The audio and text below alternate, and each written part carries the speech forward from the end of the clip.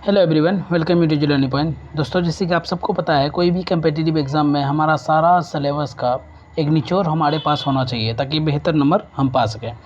तो इसी कड़ी में हम सोच रहे हैं कि एक रिवीजन के तौर पे एक शॉर्ट फॉर्म में जितने भी चैप्टर्स है उसका जितना शॉर्ट हो सके उतने शॉर्ट में हम रिकॉल कर पा सकें हर एक चीज़ को। उसके लिए हम आज से एक एक चैप्टर का वीडियो बनाना शुरू करेंगे, ठीक, जिसमें से हम बायोलॉजी का मानव शरीर क्रिया विज्ञान में से रक्त परिसंचरण तंत्र को आज देखेंगे। उसके बाद श्वसन तंत्र में जाएंगे, तंत्रिका तंत्र, बाद में ऐसे ऐसे चैप्टर को 9 चैप्टर समाप्त करेंगे। फिर और भी बचेगा सेल, वो सारे चैप्टर्स जितने भी बायोलॉजी के चैप्टर्स हैं उनको समाप्त करेंगे। ज्योग्राफी को करेंगे, उसके बाद पॉलिटी को। देखिए, ये वीडियो इसलिए मैं बोल रहा हूँ आपके लिए लाभदायक होगा क्योंकि हम जब सारा चैप्टर्स को कंप्लीट कर लेंगे ना तो हमें रिकॉल करने में आसानी होगी, हमारा जो रिवीजन हो जाएगा। तो इससे हमारा क्या होगा, आने वाले जो एग्जामिनेशन में जो भी क्वेश्चन इससे बनेंगे हमारे ध्यान में आएगा, इससे हम आसानी से पार कर सकेंगे, ठीक। देखिए, इसमें हम लोग रक्त के बारे में चर्चा करेंगे, रक्त कणिकाओं के बारे में चर्चा करेंगे। उसके बाद इसको नेक्स्ट चैप्टर में देखेंगे हृदय हार्ट के बारे में। क्या है कि इसमें फिर ज़्यादा टाइम लग जाएगा। मैं नहीं चाहता हूँ ज़्यादा सा 3, 4, 5 घंटे का वीडियो बन जाए, इसलिए बेहतर है कि फ़िलहाल शॉर्ट फॉर्म में ही बनाते चलें। इसमें कोशिश करेंगे रक्त का जितना भी इम्पोर्टेंट टॉपिक है हम उसे अच्छी तरह से कंप्लीट कर लें ताकि हमें दिक्कत ना हो बाद में कि ये चीज़ छूट गया या वो चीज़ छूट गया। देखिए, जितना हो सकेगा हम लोग रिकॉल करने की कोशिश करेंगे, ठीक। इसमें आप लोग भी सहयोग करेंगे, तब तक बने रहें। अगर अच्छा लगता है वीडियो तो आप लोग अपने दोस्तों के साथ इसे शेयर करें और हमें सब्सक्राइब करना ना भूलें, ठीक। देखिए, क्या कह रहा है रक्त के बारे में, सिंपल सा। रक्त एक तरल संयोजी ऊतक है। इसमें कोशिकाओं के साथ साथ खाली स्थान भी पाया जाता है, ठीक। खाली स्थान को क्या बोलते हैं? मैट्रिक्स। मैट्रिक्स के अंदर में क्या पाया जाता है? प्लाज्मा। मैट्रिक्स में प्लाज्मा भरी हुई होती है। अगर आपसे पूछा जाए खाली स्थान को क्या कहते हैं, तो रक्त के बीच में जो खाली स्थान है उसको क्या बोलते हैं? तो उसको बोलते हैं मैट्रिक्स। मैट्रिक्स में क्या पाया जाता है दोस्तों? प्लाज्मा, क्योंकि इसमें प्लाज्मा भरी हुई होती है। तो हमारे शरीर में रक्त का क्या कार्य है? हमारे शरीर में रक्त O2 तथा पोषक तत्वों का परिवहन करते हैं। O2 तथा पोषक तत्वों का परिवहन करते हैं तथा अवशिष्ट पदार्थ जैसे कि CO2 और H2O जल वाष्प को हमारे शरीर से बाहर निकालने में हमारी मदद करते हैं। हमारे बॉडी में जो ये रक्त है ये हमारे पोषक तत्व और ऑक्सीजन का परिवहन करने में हमें मदद करते हैं। उसके बाद देखिए क्या कह रहा है, हमारे शरीर में, हमारे बॉडी में बंद रक्त परिसंचरण कार्य करती है, ठीक। इसके लिए धमनी तथा शिरा मुख्य नलिकाएं हैं। इस बात को भी ध्यान में रखिएगा, ये दोनों मुख्य नलिकाएं हैं जिसके मदद से बंद रक्त परिसंचरण संभव हो पाता है, क्योंकि धमनी और शिरा से ही ब्लड सर्कुलेट होता है, ओके। उसके बाद हम लोग देखते हैं एक साइंटिस्ट के बारे में जान लेते हैं थोड़ा, विलियम हार्वे।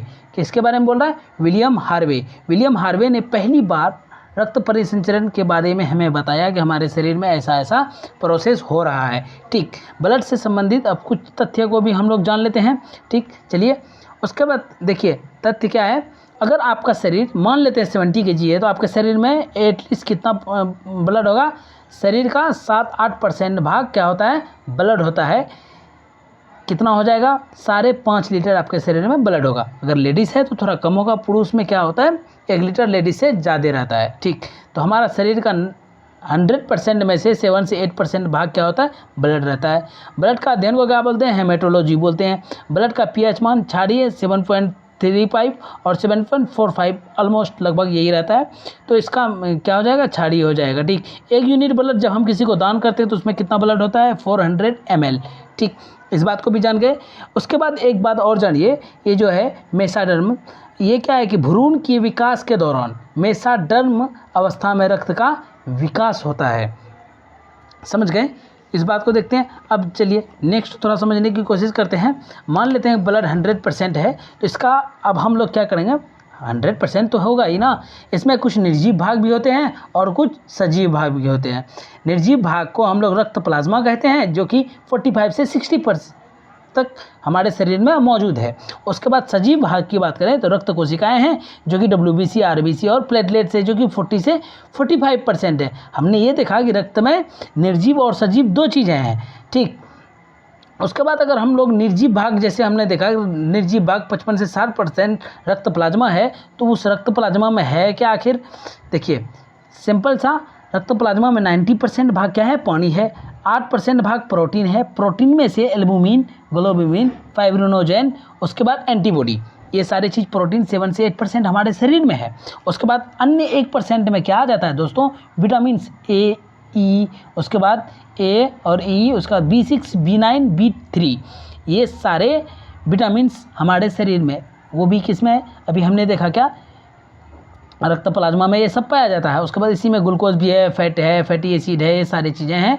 उसके बाद अगर हम बात करें रक्त कोशिका, जो कि जीवित भाग है, ठीक, इसमें देखिए रक्त कोशिका में क्या है कि रक्त कोशिका का पहले हम लोग फॉर्मेशन को देखते हैं। ये बनता कहाँ पे है, मेरुरज्जु, ये सॉरी मेरुरज्जु, अस्थि मज्जा में, ठीक, बोन मैरो में। ओके, बोन मैरो में जो नीला पीला भाग होता है, लाल पीला सा भाग, ये गहरा सा द्रव जो है, इसके अंदर एक ये स्टेम सेल होता है। इस स्टेम सेल को क्या बोलते हैं, हेमेटोपोएसिस।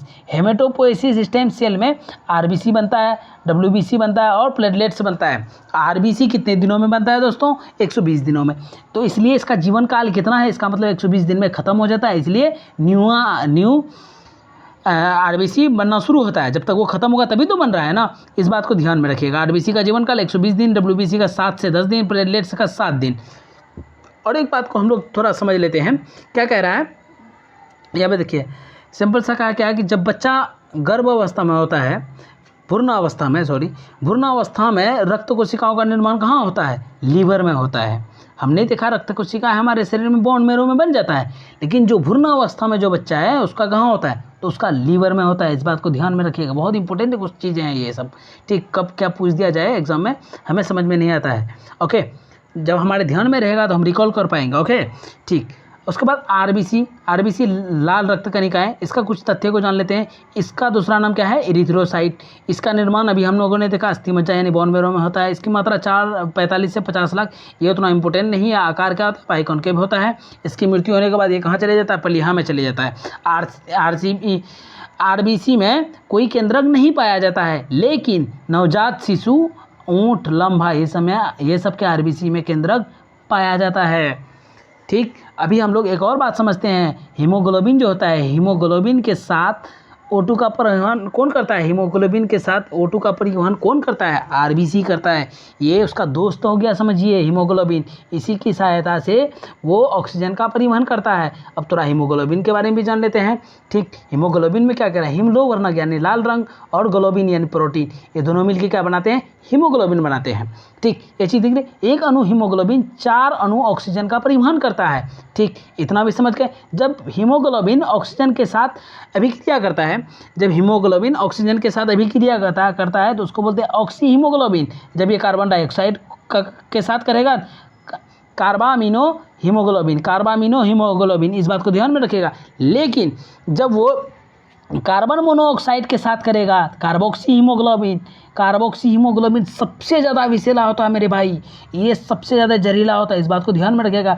ऑक्सीजन से 3 गुना फास्ट ये रिएक्ट करता है, किसके साथ, हीमोग्लोबिन के साथ। इसीलिए जब हम लोग सोते हैं बंद कमरे में, अमेठी यानी कोयला जला के नहीं सोना चाहिए, वरना हमारा सांस फूल के हम मर सकते हैं, ठीक। ये बहुत ही इंपॉर्टेंट बात था, इसको समझ लिया। और एक और बात कि ये जो हीमोग्लोबिन है, इसमें प्रतिरोधक क्षमता बिल्कुल शून्य होता है। जैसे डब्ल्यूबीसी में प्रतिरोधक क्षमता होता है ना, इसमें हीमोग्लोबिन में नहीं होता है। ओके, मेल में हीमोग्लोबिन 14 से 16 ग्राम पर डेसीलीटर में कह रहा है, इतना होता है। फीमेल में 12 से 15 होता है। अगर 10 ग्राम पर डेसीलीटर से नीचे हो गया तो इसमें इट मीन्स एनीमिया बीमारी हो गया। ओके, एनीमिया के बारे में आप लोग जानते हैं, B3 की कमी से होता है, उसके बाद B6 की कमी से होता है, B12 की कमी से होता है। ये 3 वाला जो है 3, 6 और 12, इन सब की कमी से, विटामिन की कमी से एनीमिया बीमारी होती है, समझ गए। अब नेक्स्ट हम लोग देखते हैं थोड़ा सा, उसके बाद 2 बीमारियों के बारे में समझ लेते हैं। एक क्या है, पॉलीसाइथीमिया, ठीक। पॉलीसाइथीमिया देखिए क्या कह रहा है, जब बढ़ती उम्र के साथ साथ आरबीसी स्वतः बढ़ने लगते हैं, मतलब अपने आप बढ़ने लगता है, तो हमें कौन सी बीमारी हो जाती है, मतलब बूढ़े लोगों का जब उम्र बढ़ रहा होता है तो क्या होता है कि अपने आप आरबीसी बढ़ने लगता है, तो कौन सी बीमारी हो जाती है, पॉलीसाइथीमिया, ठीक। इसी से हार्ट अटैक की खतरा बनी रहती है, हार्ट अटैक, ठीक। जब पोलीसीमिया बीमारी हो जाता है हार्ट अटैक की खतरा भी बनी रहती है। उसके बाद थैलेसीमिया की बात करें, जब आरबीसी के आकार जो हंसियाकार आकार होता है, अभी हमने देखा कि बाइकॉन्केव आकार का होता है, तो जब उसका आकार में गड़बड़ी हो जाती है, ख़राब हो जाता है, तो हीमोग्लोबिन की कमी होने लगती है।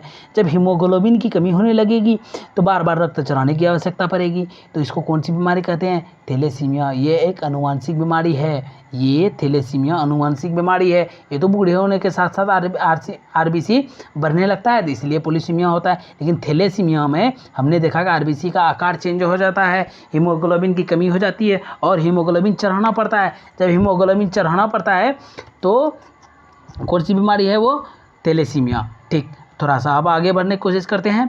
अब डब्ल्यूबीसी के बारे में थोड़ा जानकारी प्राप्त करते हैं। आरबीसी हमने देख लिया, उसके बाद अब डब्ल्यूबीसी। ठीक, डब्ल्यूबीसी का कुछ तथ्य देख लेते हैं। अन्य नाम इसका क्या है? ल्यूकोसाइट। समझ गए? इसका भी निर्माण कहाँ होता है दोस्तों? बोन मैरो में होता है। 4000 से लेकर 9000 मिलीमीटर पर क्यूब ब्लड में होता है। ओके, इसका कोई निश्चित आकार नहीं है, ऐसे भी आकार इसलिए आपको थोड़ा समझ में आए। इसमें केंद्रक का स्थिति स्पष्ट रूप से पाया जाता है, मतलब जैसे कि हमने आरबीसी में देखा कि उसमें केंद्रक नहीं पाया जाता है, लेकिन शिशु मतलब नवजात शिशु, ऊँट, लंबा, ये सब में ऊँट ये क्या बोलते हैं केंद्रक पाया जाता है ये सबके आरबीसी में। लेकिन इसमें डब्ल्यूबीसी में केंद्रक स्पष्ट रूप से पाया जाता है। ये रोग प्रतिरोधक क्षमता का विकास करता है मेरे भाई। इसका काम क्या है? रोग प्रतिरोधक क्षमता का विकास करना। मृत्यु के बाद ये भी प्लीहा में चले जाता है, स्प्लीन में चले जाता है। जिस तरह से हमने देखा कि आरबीसी भी चले जाता है, ये भी चले जाता है। ठीक, इतने चीज़ हम समझ गए। उसके बाद अब हम लोग डब्ल्यूबीसी का कुछ प्रकार को देखते हैं। देखिए, डब्ल्यूबीसी मुख्य रूप से 2 प्रकार के होते हैं, एक कणिका युक्त, एक कणिका रहित। ओके, जैसे हमने देखा कि ब्लड में भी 2 प्रकार के होते हैं, वैसे ही डब्ल्यूबीसी में भी 2 प्रकार के होते हैं, एक कणिका युक्त, एक कणिका रहित। इसी को बोलते हैं क्या? ग्रेनुलोसाइट। इसी को बोलते हैं ग्रेनुलोसाइट। ओके, लेकिन इसमें बहुत ज़रूरी वाली चीज़ क्या है? बेसोफिल्स। ये कणिका युक्त है, इस प्रकार को पहले पढ़ लेते हैं। बेसोफिल्स जो है ये अलार्म सिस्टम है। बेसोफिल्स इसलिए अलार्म सिस्टम है क्योंकि हमारे शरीर में जब बाहरी या हानिकारक सूक्ष्म जीव आते हैं तो उसके प्रति ये जानकारी इकट्ठा करता है, उसके बाद ये और सब पार्ट्स को बताता है। उसके बाद ये उस जानकारी के साथ साथ एलर्जी भी उत्पन्न करा देता है, ताकि पूरा शरीर में जितना भी रोग प्रतिरोधक क्षमता का चीज़ें हैं वो सब जाग सके। उसके बाद न्यूट्रोफिल्स, ये मिलिट्री का काम करता है। न्यूट्रोफिल्स क्या करता है? जितने भी हानिकारक जीव हैं उसको ख़त्म कर देते हैं। फिर ज़रूरत पड़ती है इओसिनोफिल्स। इओसिनोफिल्स में विशेष प्रकार का प्रतिरोधक क्षमता होता है, ये एलर्जी को भी ठीक कर देता है, जो एलर्जी ये उत्पन्न करता है बेसोफिल्स। उसके बाद जो घाव होते हैं उसको भर देता है। लेकिन इसके साथ ये है, जब इओसिनोफिल्स की मात्रा बढ़ जाती है ना मेरे भाई, इओसिनोफिलिया बीमारी हो जाता है, सांस फूलने लगता है, बुखार, दांत, खाज, खुजली सब एक ही साथ होने लगता है। ठीक, इस बात को ध्यान में रखिएगा। इओसिनोफिल्स की बढ़ोतरी पे कौन सी बीमारी होती है? इओसिनोफिलिया। ओके, अब हम लोग देखते हैं कणिका रहित को। इसको ग्रेनुलोसाइट भी कहते हैं। इसमें हमने देखा लिम्फोसाइट और मोनोसाइट, 2 प्रकार के ये भी होते हैं, लिम्फोसाइट और मोनोसाइट। अभी इस दोनों को हम लोग लिम्फोसाइट को पहले पढ़ते हैं। लिम्फोसाइट 2 प्रकार के होते हैं, lymphocyte T, lymphocyte B. Lymphocyte T acquired immune system है। लिम्फोसाइट टी की बात करें, ये क्या करता है? जब डेंजर सूक्ष्म जीव के प्रति हमारे शरीर को ये जानकारी देता है, हमारे शरीर में किसको? ये पहले इन्फॉर्मेशन अपने अंदर लाता है, कौन आया शरीर में, ये मतलब समझिए सिक्योरिटी गार्ड है। इसको पूरा इन्फॉर्मेशन होने के बाद ये तुरंत किसके पास ट्रांसफ़र कर देता है? लिम्फोसाइट बी के पास। उसके बाद ये क्या करता है? एंटीबॉडी सिस्टम है, ये उसके खिलाफ एकदम तैयार रहता है, बंदूक लेके, जैसे आएगा धर धर मारेंगे। ये प्राप्त जानकारी के अनुसार एंटीजीन, यानी ये जो भी हानिकारक जीव आता है उसको एंटीजीन कहते हैं, उसके खिलाफ एंटीबॉडी का निर्माण करता है। उसके बाद उसको निस्तो नाबूद कर देता है, समाप्त कर देता है। हमने एक प्रकार देखा लिम्फोसाइट में एक देखा टी और एक देखा बी, दोनों को समझ गए। अब हम लोग समझते हैं डब्ल्यूबीसी में अधिक ये समझ गए। उसके बाद एक और प्रकार था, उसको हम लोगों ने नहीं देखा। ठीक, उसको समझिए थोड़ा सा। मोनोसाइट। मोनोसाइट होता क्या है? अभी एक और प्रकार था ना, मोनोसाइट। मोनोसाइट करता क्या है, सबसे अधिक सक्रिय डब्ल्यूबीसी यही है, जबकि बचे हुए जो सूक्ष्म जीव होते हैं खराब उसको ये मोनोसाइट खत्म कर देता है। लिम्फोसाइट में हमने क्या देखा, टी और बी है, टी जानकारी इकट्ठा करके बी को देता है, बी खत्म कर देता है। उसी तरह मोनोसाइट जो बचा हुआ रहता है उसको खत्म कर देता है। एक और महत्वपूर्ण बात ये है, नोट के साथ लिखिएगा कि डब्ल्यूबीसी की मात्रा जब अधिक होने लगती है तो कौन सी बीमारी होती है मेरे भाई, ल्यूकीमिया, इसको वही बोलते हैं रक्त कैंसर, ल्यूकीमिया बीमारी को रक्त कैंसर। फिर इसके उपचार के लिए फास्फोरस 32, इसके उपचार या जांच के लिए इसका इस्तेमाल किया जाता है। ये बहुत ही ज़रूरी चीज़ है, इसको ध्यान में रखिएगा। डब्ल्यूबीसी जब अधिक होने लगेगा कौन सी बीमारी होगी, ल्यूकीमिया। ल्यूकीमिया क्या है, रक्त कैंसर है। ये बहुत बार ये सवाल पूछा गया है, इस बात को ध्यान में रखिएगा। अब प्लेटलेट्स को देखते हैं थोड़ा सा हम लोग। ओके, प्लेटलेट्स देखने थोड़ा इंतज़ार करें, प्लेटलेट्स की चर्चा करेंगे अब हम लोग। देखिए प्लेटलेट्स, दो चीज़ खत्म हो गया, एक तो आरबीसी खत्म हो गया, एक डब्ल्यूबीसी खत्म हो गया। ठीक, अब प्लेटलेट्स को देखते हैं। बहुत टाइम हो गया, ज़्यादा टाइम तो हम नहीं लेना चाहते हैं, हम चाहते हैं एक रिवीजन के तौर पे आपका मोटा मोटी रिवीजन भी हो जाए और आपको कुछ समझ में भी आ जाए। ठीक, 15-16 मिनट भाई, इतने में इतना काफ़ी है। अब प्लेटलेट्स का कुछ फैक्ट जान लेते हैं। इसका भी अन्य नाम क्या है, थ्रोम्बोसाइट्स। जैसे हमने उन दोनों का नाम देखा, एक का नाम देखा इरिथ्रोसाइट और डब्ल्यूबीसी का नाम क्या देखा, बोलिए ल्यूकोसाइट। तो इसका नाम क्या है, थ्रोम्बोसाइट। इसका नाम थ्रोम्बोसाइट है। इसका भी निर्माण बोन मैरो में होता है। इसका कार्य रक्त का थक्का जमाना होता है। दोस्त, ब्लड क्लॉटिंग का कार्य कौन करता है, प्लेटलेट्स। क्योंकि हमारा शरीर से जब कहीं कट उठ जाता है तो खून जो बाहर निकलता है, थक्का जमेगा तभी तो बचेगा। इसका भी मृत्यु होने के बाद ये भी पलीहा में चले जाता है। इसका में मात्रा कितना है, 3 से 5 लाख पर mm³। ठीक, इसमें केंद्रक की उपस्थिति नहीं होती है, लेकिन रेयर केस में कभी कभार मिल जाता है प्लेटलेट्स में भी केंद्रक। ठीक, अब देखते हैं। देखिए एक बीमारी है डेंगू चिकनगुनिया की स्थिति में प्लेटलेट्स में अपने आप कमी होने लगती है। ठीक, डेंगू हो या चिकनगुनिया, इन दोनों बीमारी में क्या होता है, प्लेटलेट्स कम होने लगता है। यह कभी कम होकर 50,000 mm³ हो जाता है। ये गंभीर अवस्था है। अगर 20,000 से भी कम हो जाए, अति गंभीर अवस्था है ये अवस्था है। ठीक, इसमें क्या होता है, हमें बाहर से प्लेटलेट्स चढ़ाना पड़ता है मेरे भाई, बहुत ज़्यादा गंभीर स्थिति हो गई है। ठीक, अब थोड़ा और समझते हैं, रक्त का थक्का बनता आखिर कैसे। देखिए जब हमारा हाथ कट गया, मान लीजिए छोटू का उंगली कट गया इस जगह पे, अरे पूरा हाथ नहीं कटा मेरे भाई, ये उंगली कटा है सिर्फ, ले हम तो हाथ ही काट रहे थे बेचारा का। ये गोलू पोलू जो भी है, इसका उंगली कट गया मान लेते हैं, 2 से 5 मिनट में वहाँ पे रक्त का जमा हो गया, खून रुक जाएगा मेरे दोस्त। इसीलिए ज़रूरी होता है। देखिए जब ब्लड जो है, प्लेटलेट्स हवा के संपर्क में आएगा ना, ब्लड का जो प्लेटलेट्स है वो थ्रोम्बोप्लास्टिन बन जाएगा। वहाँ थ्रोम्बोप्लास्टिन में जब प्रोथ्रोम्बिन मिल जाता है, ये जो CAA कैटलिस्ट उत्प्रेरक के तौर पे काम करता है। जब प्रोथ्रोम्बिन मिलेगा थ्रोम्बोप्लास्टिन से तो क्या बन जाएगा, थ्रोम्बिन बन जाएगा। फिर थ्रोम्बिन में फाइब्रिनोजेन मिलेगा तो ये फाइब्रिन बन जाएगा। फाइब्रिन बनने के बाद वहाँ पे पपड़ी जमेगा, पपड़ी यानी थक्का जमा हो जाएगा। आप सब समझ गए। ठीक, इसी तरह से बोलता है, पहले थ्रोम्बोप्लास्टिन बनेगा, फिर प्रोथ्रोम्बिन बनेगा, फिर प्रोथ्रोम्बिन मिलेगा उसके साथ, फिर थ्रोम्बिन बन जाएगा। थ्रोम्बिन में फाइब्रिनोजेन मिलेगा तो वो फाइब्रिन बन जाएगा। फिर अपने आप पपड़ी जम जाएगा, वो जो सूखा सा होता है जिसमें हम लोग खुजला के बाहर निकाल देते हैं, फिर से ब्लड निकलने लगता है।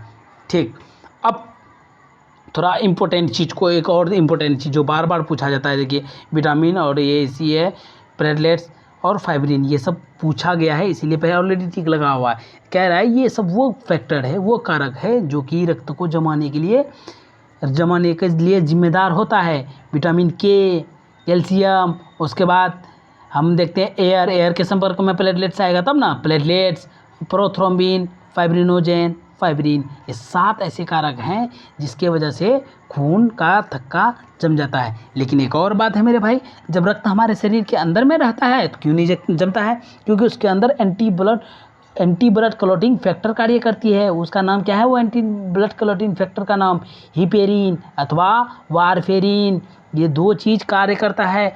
तब ये 2 पदार्थ जो है जो हमारे शरीर के अंदर कार्य करता है, इसलिए एंटी ब्लड क्लॉटिंग का काम करता है ये दोनों।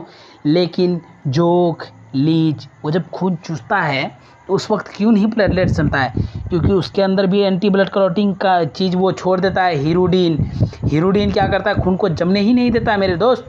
जब वो खून को जमने ही नहीं देगा तो खून वो चूसेगा कैसे। हाँ, और एक चीज़ को समझते हैं, ब्लड सीरम कैसे निकालता है। जब प्लाज्मा में ब्लड क्लॉटिंग फैक्टर को बाहर निकाल देता है और विटामिन के, प्रोटीन, ये सब भी बाहर निकाल देता है, तो क्या बन जाता है, ब्लड सीरम बन जाता है। ओके, अब इस जगह से थोड़ा और आगे बढ़ते हैं, ब्लड ग्रुप के बारे में समझते हैं। ब्लड ग्रुप रक्त समूह, जैसे कि आपसे पूछ लिया जाए कि आपका ब्लड ग्रुप कौन सा है, तो आप बताते हैं ना फलाना बी पॉजिटिव, सी नहीं, ए बी, ओ, ए, जो भी बोलते हैं रक्त समूह। कार्ल लैंड स्टीनर, इन्होंने पहली बार 1902 में देखा कि एक नेचुरल एजेंट है हमारे खून में, उस नेचुरल एजेंट को ए और बी नाम दिया। वसा प्रोटीन यानी लिपोप्रोटीन का बना हुआ है। लिपोप्रोटीन किसका बना होता है, वसा तथा प्रोटीन का बना हुआ होता है। इसने नोटिस किया, किसने, कार्ल लैंड स्टीनर ने। इस बात को भी ध्यान में रखिएगा। ठीक, उसके बाद हम लोग समझते हैं थोड़ा सर्वग्राही ए बी पॉजिटिव होता है और सर्वदाता ए बी ओ नेगेटिव। इस बात को समझते, फिलहाल हम इतना मान के चलते हैं ए बी और ओ सर्वदाता, ए बी सर्वग्राही होता है। बाद में आपको समझाते हैं ए बी पॉजिटिव सर्वग्राही होता है और सर्वदाता ओ नेगेटिव होता है। ठीक, देखिए मान लेते हैं आरबीसी को उसने खंगोला, देखा गया आरबीसी के पास एक परत बनी हुई है जिसमें एंटीजन ए है तो ब्लड ग्रुप ए, इसमें एंटीजन बी है तो ब्लड ग्रुप बी, इसमें दोनों है तो ए बी दोनों। उसके बाद इसमें कुछ भी नहीं है, ये आरबीसी अकेले था तो इसमें कुछ नहीं है तो इसको ब्लड ग्रुप 0 कह दिया। इसी को हम लोग ओ बोलते हैं मेरे दोस्त, समझे। इसमें कोई एंटीजन नहीं होता है, इसमें ए एंटीजन है, इसमें बी एंटीजन है, इसमें ए बी एंटीजन, दोनों एंटीजन था, लेकिन इसमें कोनो एंटीजन नहीं था, इसीलिए इसको ब्लड ग्रुप ओ कहा गया। ठीक, अब समझ गए, मान के चलिए। इसके बाद ए है तो ए को आराम से दान दे सकता है, समझ जाते हैं थोड़ा सा सारणी बना के, ओके, टेबल बना के। ए क्या करता है, इसमें एंटीजन ए पाया जाता है, एंटीबॉडी कैपिटल बी पाया, स्मॉल बी पाया जाता है, इसमें एंटीजन ए है रक्त ग्रुप में, तो ये किसको किसको दे सकता है, ए को और ए बी को दे सकता है। ये किससे ले सकता है, ए से भी ले सकता है, ओ से ले सकता है। ओ से इसलिए ले सकता है क्योंकि उसमें कोई एंटीजन है ही नहीं, वो आएगा तो एंटीबॉडी बनाएगा ही नहीं। बी किसको, बी में कौन सा एंटीजन है, बी है। ये किसका एंटीबॉडी, इसका क्या है, स्मॉल ए है। ये किसको किसको दे सकता है, ए को ए बी को दे सकता है। किससे ले सकता है, बी से और ओ से ले सकता है। ए बी जो है इसमें एंटीजन ए बी दोनों पाया जाता है, इसमें एंटीबॉडी होता ही नहीं है। ये किससे ले सकता है, ए बी से ही ले सकता है, ए बी दोनों से ले सकता है, समझ गए। ए से भी ये मतलब दे ले सकता है, उसके बाद दे किसको हो सकता है, ए को भी, बी को भी, ए बी और ओ से, इन लोगों से ले सकता है दे। लेकिन ये दे किसको सकता है, ए बी को ही दे सकता है बस, इसके अलावा किसी को नहीं देगा, ये अपने ही ब्लड ग्रुप को देगा। ठीक, लेकिन ले सकता है ए से भी, बी से ए बी से, ओ से भी ले सकता है, समझ गए। ओ में तो कोई एंटीजन होता नहीं है, इसमें इसका एंटीबॉडी क्या हो जाएगा, स्मॉल ए स्मॉल बी। उसके बाद ये किसको दे सकता है, ओ को भी दे सकता है, ए को, बी को, ए बी को। ले सिर्फ किससे सकता है दोस्त, ये अपने आप से ले सकता है, यानी अपना ब्लड ग्रुप से ले सकता है। बेचारा बहुत अकेला अकेला है। ठीक, लेकिन सबसे बेहतर क्या होता है, सेम ग्रुप वाला जब सेम ग्रुप वाले को ब्लड दे, वो सबसे बेहतर होता है। ओके, इस बात को ध्यान में रखिएगा। अगर पूछ ले कभी कि सबसे बेहतर ब्लड ग्रुप रक्तदान कौन सा होता है, जब दोनों का एंटीजन सेम हो। अब RH फैक्टर को देखते हैं दोस्त। RH फैक्टर, ठीक, ये इसलिए जानना ज़रूरी है क्योंकि ये नया ग्रुप खोजा गया था, मतलब देखा कि एक और एंटीजन है, कार्ल लैंड स्टीनर। अभी जिन्होंने ब्लड ग्रुप के बारे में बताया वो खुद भी हैं इसमें, कार्ल लैंड स्टीनर और अलेक्जेंडर विनर। कहीं पे कैंपेनिंग कर रहे थे, पेड़ के नीचे बैठ के देखा एक बंदर जख्मी है, उसको लेके गया जब मलका मुलाटाटा। ये बंदर का प्रजाति है, लेकिन बंदर का नाम क्या है, रिसस बंदर। ये रिसस बंदर में इन लोगों ने देखा RH फैक्टर के बारे में, जब जांच किया तो देखा कि बंदर में एक और एंटीजन है रे भाई, कौन सा एंटीजन है, RH एंटीजन है। ठीक, देखा कि मानव में चेक करते हैं भाई, मानव में जब चेक किया सेम एंटीजन बहुत सारा मानव में पाया, देखा किसी किसी में नहीं है। तो RH फैक्टर के बारे में जानकारी किसने लाया, कार्ल लैंड स्टीनर और अलेक्जेंडर विनर ने। देखा ये एक्स्ट्रा एंटीजन है, ए बी ऑलरेडी है, फिर भी ये RH फैक्टर भी उसमें मौजूद है, मानव में भी देखा। लेकिन ये RH फैक्टर का जांच कौन सा बंदर से किया था, रिसस बंदर। इस बात को ध्यान में रखिएगा। ठीक, मानव में देखा कि अगर RH फैक्टर है तो RH पॉजिटिव, अगर RH फैक्टर नहीं है तो RH नेगेटिव। यहीं से ब्लड ग्रुप पॉजिटिव नेगेटिव ये RH फैक्टर की वजह से हुआ। मान लीजिए ये सुशीला है, सुशीला ये लड़की का ब्लड ग्रुप लिया, पहले देखा इसके अंदर एंटीजन ए पाया जाता है, देखा RH फैक्टर है, हाँ है, जब RH फैक्टर है तो ए पॉजिटिव, फिर देखा कि नहीं RH फैक्टर नहीं है, RH फैक्टर नहीं है तो ए नेगेटिव, मतलब अगर है तो पॉजिटिव, नहीं है तो A positive A negative, B positive B negative, A B positive A B negative, O positive O negative, ये सब चीज़ तो हम लोग पढ़ लिए थे। तो यही ये भी समझ जाइए, अगर उसमें RH फैक्टर है मतलब पढ़ लिए थे क्या, हम लोग इतना जानते हैं ये सब ब्लड ग्रुप होता है। अगर उसमें RH फैक्टर रहेगा तो ए पॉजिटिव, नहीं रहेगा तो ए नेगेटिव। ब्लड ग्रुप बी में अगर RH फैक्टर है तो बी पॉजिटिव, RH फैक्टर नहीं है तो बी नेगेटिव। उसके बाद अगर हम देखते हैं ए बी में RH फैक्टर है तो ए बी पॉजिटिव, नहीं है तो ए बी नेगेटिव। ओ में देखते हैं, ओ में तो जैसे कि हमने देखा कोई एंटीजन है ही नहीं, लेकिन अगर RH फैक्टर मिल रहा है, ओ पॉजिटिव है, इसका मतलब एक एंटीजन तो है, समझ गए। लेकिन RH फैक्टर नेगेटिव जिसका है, ओ नेगेटिव, इसमें कोई एंटीजन नहीं, ये भी RH फैक्टर भी नहीं, ये भी एंटीजन नहीं है दोस्त। तो अब समझ में आया, ए बी सर्वग्राही है, ओ सर्वदाता है, ओ नेगेटिव, ये इसमें कोई एंटीजन नहीं है ओ नेगेटिव के पास, इसके पास सभी एंटीजन है, ए बी पॉजिटिव के पास RH फैक्टर भी है, सब कुछ है, ये सर्वग्राही है, किसी से भी ले सकता है, और ये किसी से नहीं ले सकता है, ये सबको दे सकता है, वो सबसे ले सकता है, समझ गए। RH factor. अब इसमें भी बहुत इंपॉर्टेंट बात है, दाता और ग्राही। RH फैक्टर माइनस वाला माइनस को भी दे सकता है, माइनस वाला जिसमें एंटीजन है ही नहीं वो प्लस को भी दे सकता है, प्लस वाला प्लस को दे सकता है, लेकिन प्लस वाला माइनस को नहीं दे सकता है मेरे भाई। लेकिन बहुत ही इमरजेंसी हो जाए, RH फैक्टर प्लस वाला माइनस को दे दिया, ज़िंदगी में एक बार ही दे सकता, दोबारा देगा तो तुरंत एकदम मर जाएगा वो आदमी, एक बार दे सकता, बहुत इमरजेंसी में नहीं दे सकता वरना, ठीक। RH फैक्टर प्लस वाले नेगेटिव वाले को नहीं दे सकते हैं। अब एक बीमारी के बारे में थोड़ा सा जान लेते हैं, एरिथ्रोब्लास्टोसिस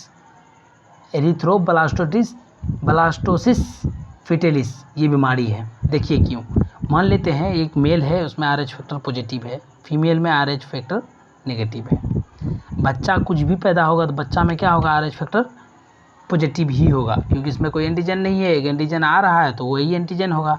लेकिन ये लेडीज़ के अंदर तो RH नेगेटिव फैक्टर है, तो इसका शरीर में जब एक नया चीज़ जाएगा RH पॉजिटिव, शरीर अपने आप एंटीबॉडी बनाएगा ना, जब वो शरीर अपने आप एंटीबॉडी बनाएगा तो 4-5 महीने में बच्चा क्या हो जाएगा, मिसकैरेज कर जाएगा, मर जाएगा। इसीलिए बहुत ज़रूरी होता है पहले चेक कर लेना शादी से पहले कि RH फैक्टर क्या है, दोनों का डिफरेंट रहेगा, बहुत मुसीबत होता है, 9 महीना सुई लगाना पड़ता है ताकि एंटीबॉडी ना बने लेडीज़ के शरीर में, तब जाके बच्चा होता है, बहुत मुसीबत होता है इसे, इसीलिए RH फैक्टर बहुत इंपॉर्टेंट है। अब एक और ब्लड ग्रुप के बारे में जानते हैं, RH फैक्टर के बारे में समझ गए थे, ये समझ गए वो समझ गए, जितना समझना था उधर समझ गए। Blood group golden blood group या बॉम्बे, तभी मुंबई को बॉम्बे कहते थे, या स्मॉल HH ब्लड ग्रुप। 1952 में YM भिंडे ने बॉम्बे में एक नया ब्लड ग्रुप देखा, जिसको क्या बोलते हैं, बॉम्बे ब्लड ग्रुप।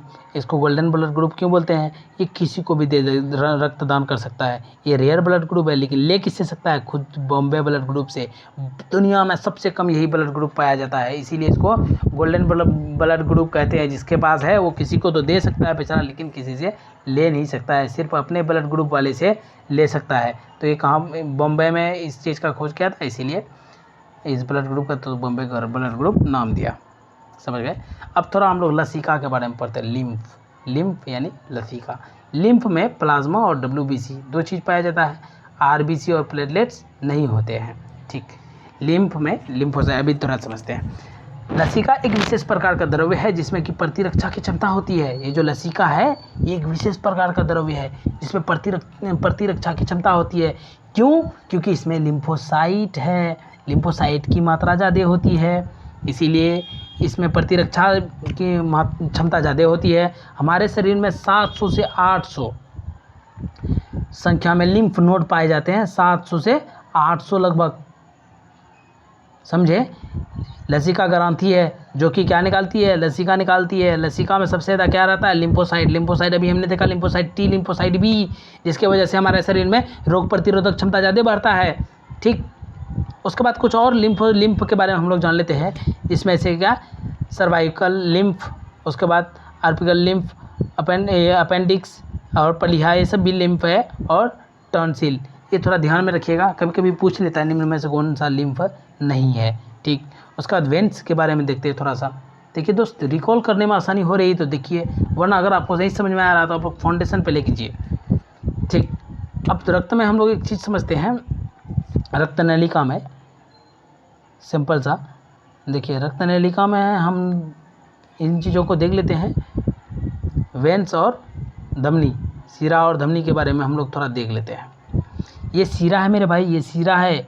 सीरा में क्या है, सीरा पतला होता है, इसमें ब्लड का प्रेशर ज़्यादा नहीं होता है, कम होता है, लेकिन धमनी में ब्लड का प्रेशर ज़्यादा होता है। ठीक, इसमें ये O2 को ऑक्सीजन में मिलाता है, ये CO2 को ऑक्सीजन के साथ बाहर निकालता है हार्ट में। अभी हार्ट जब पढ़ेंगे तभी इसको ज़्यादा अच्छे से समझ में आएगा। ठीक, समझ गए।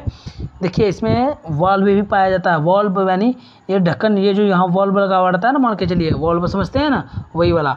ठीक, इसमें समझते हैं, ये एक तो सीरा पहली बात की पतली होती है और निम्न रक्तदाब होता है। शरीर में ये CO2 वाला ब्लड हार्ट के पास पहुंचाता है, CO2 वाला ब्लड हार्ट के पास, हार्ट यानी दिल के पास पहुंचाता है। अपवाद में एक है पल्मोनरी सीरा, जो क्या लेके जाता है, O2 लेके जाता है। जब हम लोग हार्ट पढ़ेंगे तो ये अच्छे से समझ में आ जाएगा। पल्मोनरी सीरा तभी समझ में आ जाएगा। ये क्योंकि मोटा होता है और मसलदार होता है, इसका मुंह बड़ा होता है तो रक्तदाब भी बड़ा होता है। ये हार्ट से O2 वाला ब्लड लेके शरीर के पास पहुंचाता है। ये देखिए हमने क्या कि CO2 वाला ब्लड हार्ट के पास लेके गया, लेकिन ये हृदय के पास से शरीर में लेके जाता है। इसमें भी एक अपवाद होता है, पल्मोनरी धमनी, जो कि CO2 वाला ब्लड लेके हार्ट के पास पहुंच जाता है तुरंत। ठीक, मनोहृदय ये इसी में है, इसको हम लोग आगे देखेंगे मनोहृदय को। ठीक, अभी तक इतना ही रखिए। क्या है कि रक्त पढ़ते पढ़ते बहुत अच्छा खासा टाइम हो गया है, आप लोग ध्यान रखिएगा। देखिए इस तरह से हम लोग क्या करेंगे, अगर तैयारी को थोड़ा सा अलग आयाम देना चाहते हैं, थोड़ा हमें शॉर्ट वीडियो देख के, देखिए ये 5 घंटे का लगभग क्लास है। हमने ऐसा सोचा कि आपका भी रिवीजन हो जाए, अच्छा हो, लगे कि आपको भी कुछ चीज़ें याद आ जाए, ये चीज़, ये टॉपिक में ये चीज़ क्या थी। दोस्तों अगर आपको ये सारा चीज़ अच्छा लगा हो, ज़रा सा भी आपको लगा होगा मेरे लिए लाभदायक है, तो प्लीज़ हमारे चैनल को सब्सक्राइब करें और हमें सपोर्ट करना ना भूलें। अपने दोस्तों को भी भेजें जिसका चाहते हैं कि उसका भी रिजल्ट हो जाए।